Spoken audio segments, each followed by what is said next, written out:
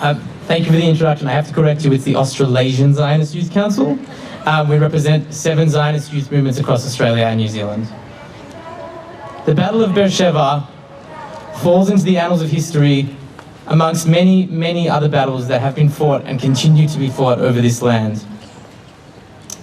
But not one of these battles was fought for the perpetuation of war. Every single one of these battles was fought in light of a future that we might see an end to war and an end to these battles. Every single one of these battles was meant to be the last. Every single one of these battles was based on the dream of a different reality. And this dream of a different reality is something that is inherently and intrinsically placed in our youth movements.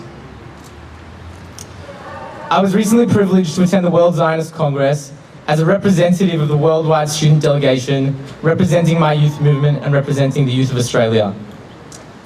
And I have to say that for the majority of the Congress, I was shocked and disgusted and embarrassed at the conduct of the many dignitaries and the many representatives of Israeli political parties and Zionist organizations worldwide. The way that they conducted themselves in political debate, in democratic debate, was not democratic.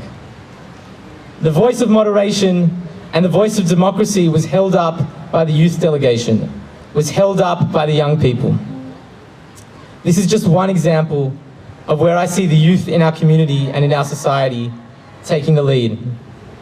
This Motzei Shabbat, this Saturday night, the country will come together to celebrate the anniversary of the assassination of Yitzhak Rabin, one of Israel's prime ministers, at the hands of another citizen of Israeli society.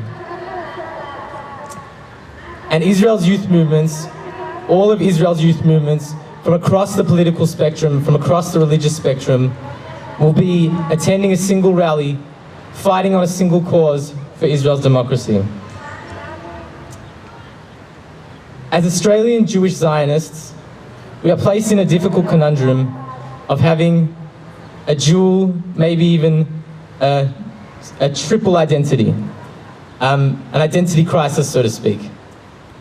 But we are privileged enough to live in an Australian society which enables us to simultaneously be loyal to our country Australia and to our country Israel, to simultaneously place ourselves in that land and in this land.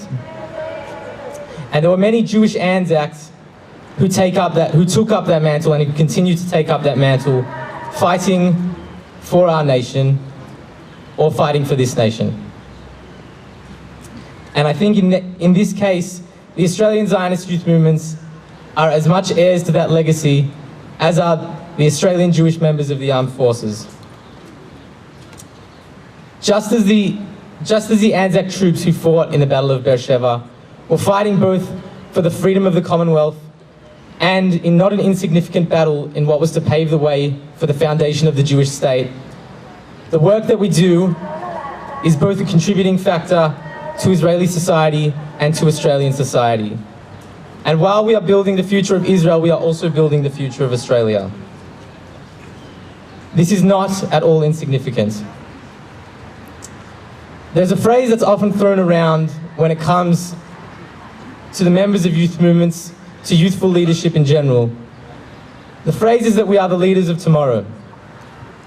But I have to tell you, we may be fighting for tomorrow, we may be working towards the future, but we are simply the young leaders of today. Thank you very much.